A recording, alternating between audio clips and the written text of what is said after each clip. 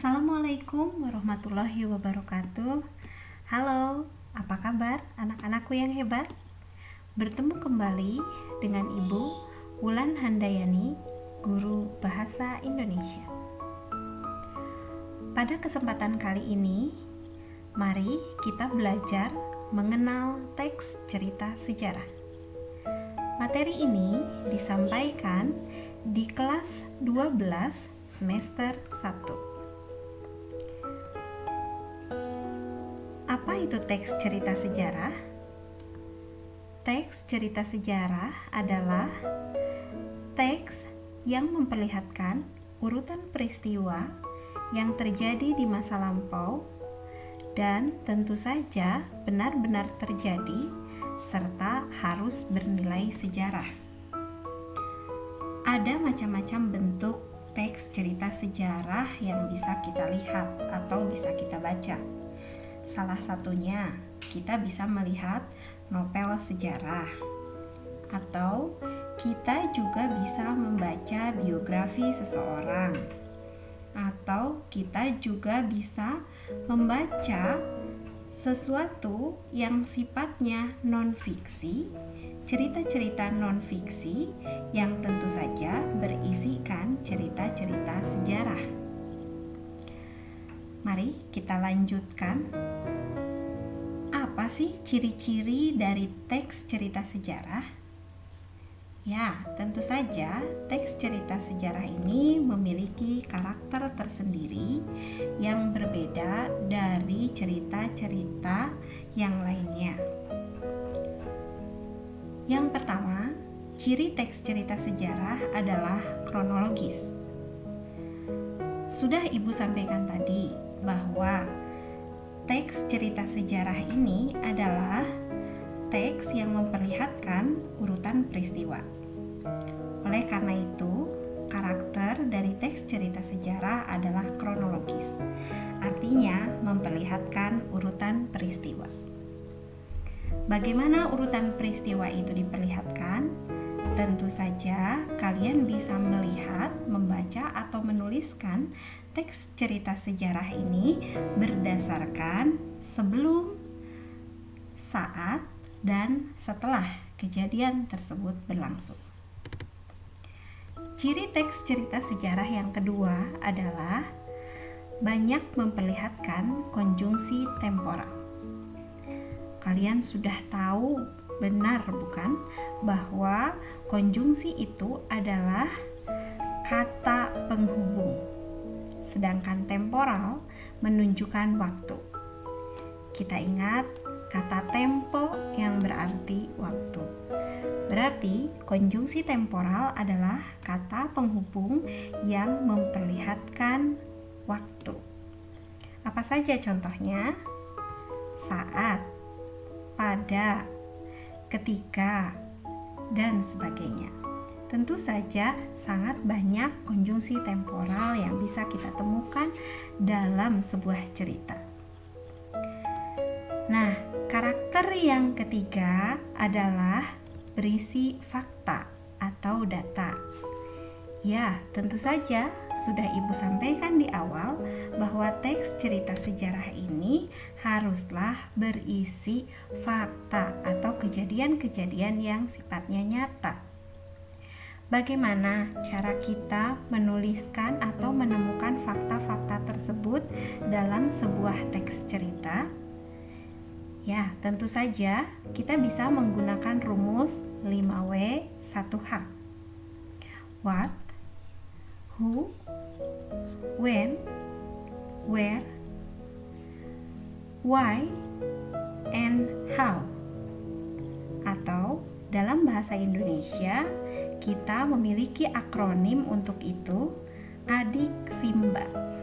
Apa, di mana, kapan, siapa, mengapa, dan bagaimana. Nah, unsur-unsur tersebut akan memperlihatkan fakta atau data-data yang disampaikan dari teks cerita yang tentu saja ingin kita gali di dalamnya. Nah, Itulah anak-anakku karakteristik dari teks cerita sejarah. Baik, kita lihat selanjutnya. Struktur teks cerita sejarah. Kalau berbicara tentang struktur, berarti kita akan berbicara tentang bagian ya. Hal-hal apa saja yang harus kalian perlihatkan, harus kalian tuliskan dalam sebuah cerita teks sejarah dalam hal ini. Nah, hal-hal tersebut adalah yang pertama, bagian orientasi. Bagian orientasi ini bisa kalian tuliskan menjadi paragraf yang pertama. Apa isinya? Pengenalan atau bagian pengantar dari permasalahan yang ingin kita sampaikan. Bagian yang kedua adalah urutan peristiwa.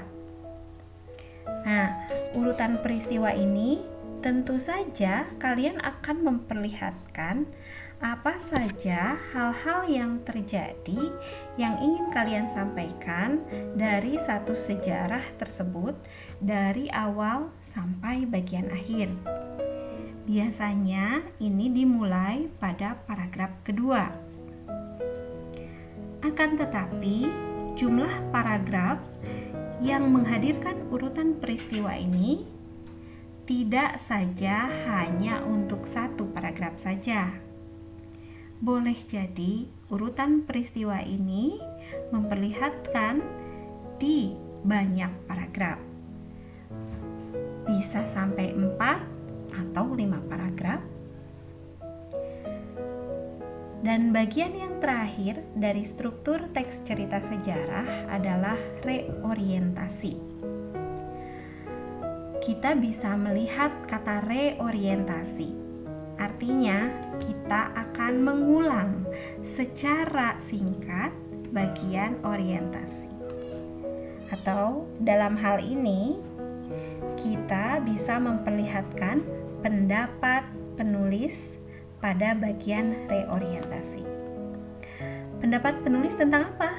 Tentu saja tentang kejadian-kejadian atau sejarah yang kita perlihatkan dalam cerita yang kita tulis. Baiklah anak-anakku sekalian, kita lihat contoh dari cerita sejarah. Di sini ada contoh cerita sejarah gempa dan tsunami Aceh. Kalian bisa melihat ada beberapa paragraf di dalamnya. Dimulai dari bagian pertama, bagian pengenalan. Nah, tepatnya pada 26 Desember 2004, gempa berkekuatan besar, gelombang tsunami menerjang wilayah Aceh. Hingga seterusnya di sana memperlihatkan banyak fakta-fakta yang terjadi. Tentu saja mengacu pada adik Simba tersebut. Apa nih kejadiannya? Gempa dan tsunami tentu saja. Di mana? Di Aceh. Kapan kejadiannya? Pada tanggal 26 Desember. Waktunya kapan? Dan tentu saja bagaimana serta mengapa hal tersebut bisa terjadi. Baiklah, anak-anakku sekalian, kalian sudah melihat contoh dari teks cerita sejarah. Kalian sudah bisa memahami bukan tentang bagian materi teks cerita sejarah? Terima kasih untuk semangat belajarnya hari ini. Jangan lupa tetap semangat belajar anak Indonesia. Sampai jumpa pada materi berikutnya.